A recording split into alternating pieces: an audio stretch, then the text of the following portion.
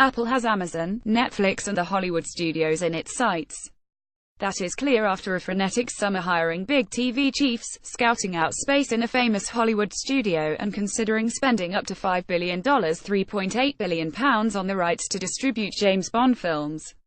Apple has largely sat on the sidelines in the TV and film arms race being led by Netflix and Amazon. Until recently, its focus has been on providing the devices to get access to such content, led by the iPhone. But Apple has been slowly increasing its portfolio in recent years. First came music with the $3 billion acquisition of Dr. Dre's Beats, followed by its own music service in 2015. Now the Silicon Valley giant has set its sights on playing catch-up in TV and film. It is never too late to bring $1 billion to any party, given Apple's music business domination, says Paul Degerabedian, senior media analyst at consultancy Comscore. It would be very wise to take their foray into the filmed content business very, very seriously. They're the next force to be reckoned with to throw their hat in a very crowded ring. Apple stunned Hollywood in June by recruiting Jamie Ehrlich and Zach Van Amberg from Sony as its new TV chiefs. At Sony, the pair had been responsible for striking a £100 million co-production deal with Netflix to make The Crown, and had overseen production of hit shows including Breaking Bad and The Blacklist.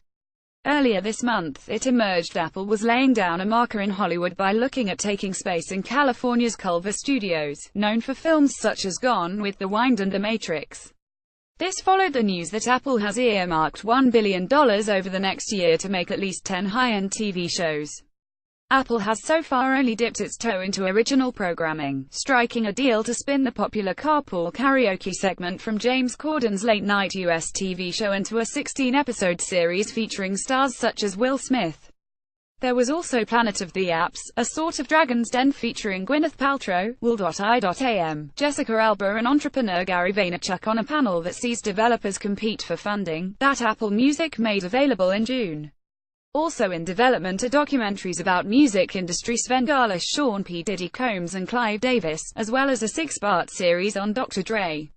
While Apple is getting serious, there are a lot of companies in the market already spending vastly more on content, says Richard Broughton, analyst at media consultancy Ampere.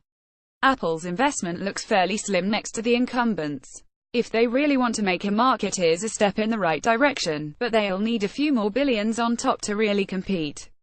Netflix is set to spend $6.6 billion on TV and film content this year, Amazon $4.5 billion, HBO, maker of Game of Thrones and The Sopranos $2 billion, and Sky more than $5 billion. Given Apple's huge resources, it could theoretically buy its way to the top of Hollywood.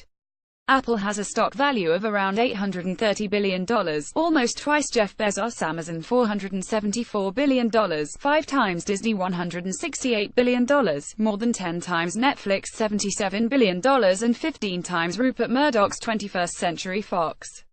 It really depends on what Apple's ambitions are, but as Netflix has shown, you don't really need to own studios to accumulate a library of intellectual property, says Tim Westcott, analyst at IHS Markit.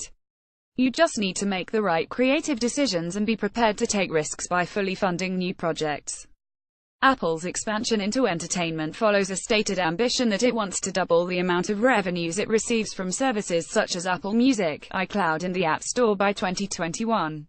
As businesses battle to make their products and services sticky for consumers, from Amazon launching a TV service to BT taking a slice of Premier League football rights, Apple's main goal is keeping customers loyal.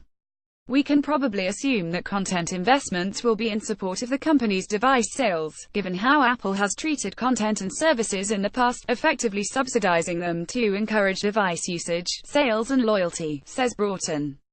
Having an edge with exclusive content is one potential method of ensuring Apple brand loyalty and stimulating new device sales.